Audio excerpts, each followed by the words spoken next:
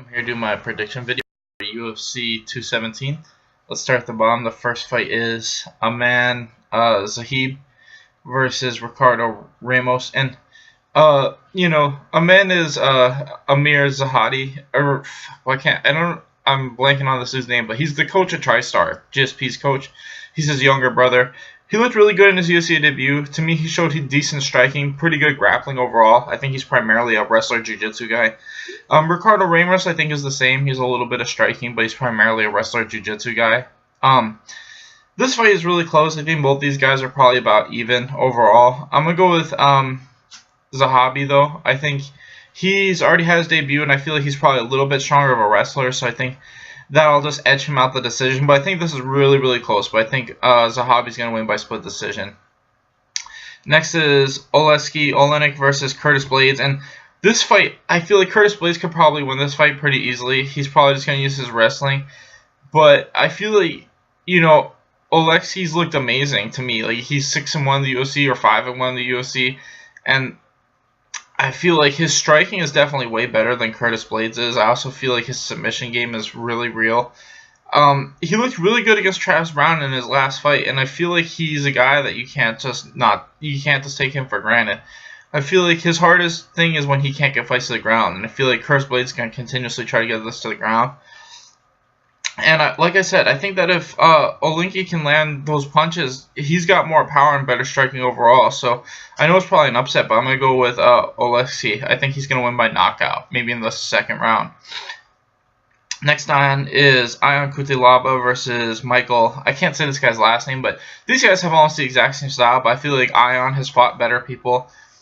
He's already been in the UFC for a while, and I think that's going to help him out. I think that his forward pressure is going to be a little bit stronger than Michael's is. And I think Ion's wrestling overall is a little bit better too. So I think he's going to be able to push forward and just put the pace on this guy. And I think Ion's going to win by knockout or TKO. Next is Randy Brown versus Mickey Gall. And this is really tough just because Mickey Gall's looked really good in all of his fights, but he hasn't really fought anybody amazing yet. As with Randy Brown's kind of 50-50, but he's only fought really good people.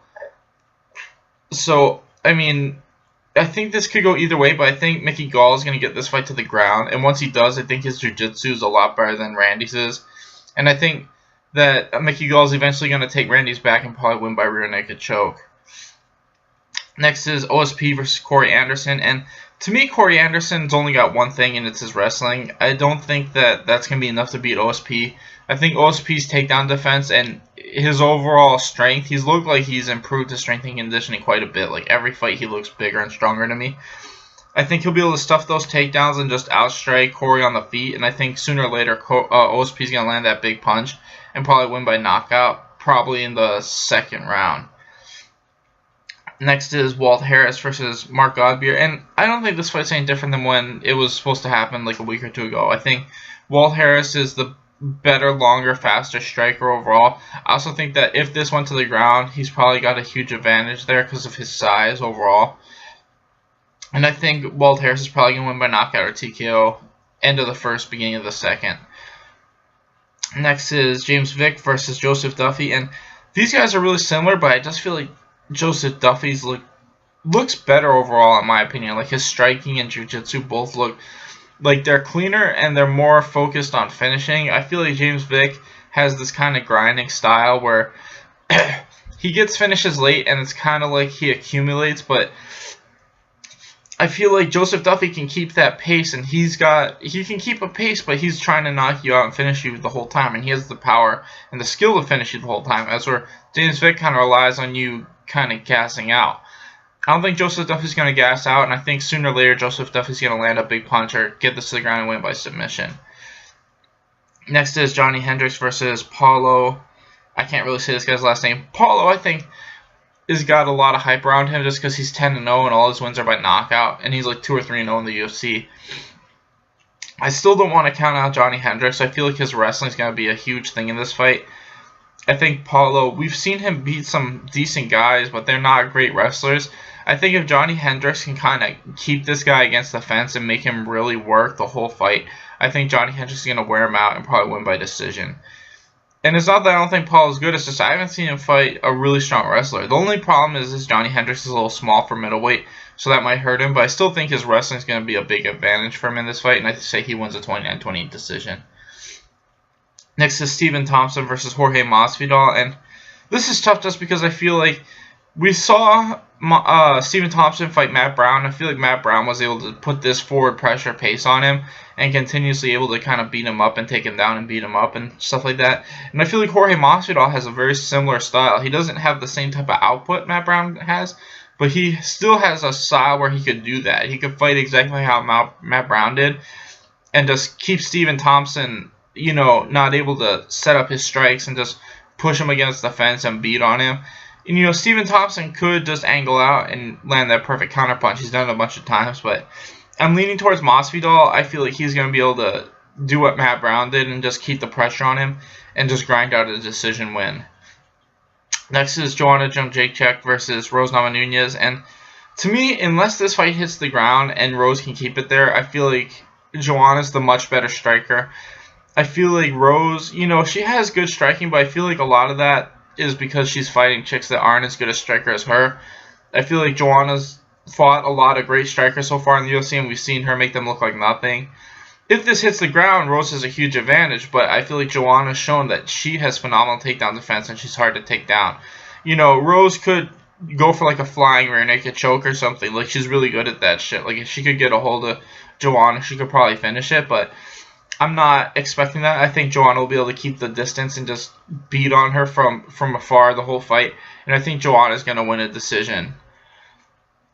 Next is Cody Garbrandt versus TJ Dillashaw. And this fight's really tough because to me Cody Garbrandt is good, but we haven't seen him grapple a whole lot. And that's my biggest thing is TJ Dillashaw can mix in the wrestling. I think he could win this fight. And I think that's what's going to happen. I think they're gonna be pretty close on the feet. Cody might have a bit more power, but I think TJ's gonna be able to hit the takedowns when Cody's not expecting it.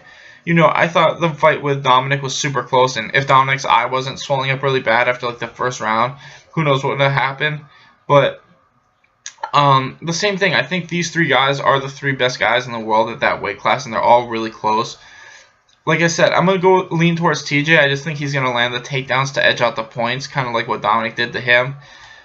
And, you know, this is really tough. I think this is going to be the fight of the night. And like I said, they all have pretty similar styles, those three guys.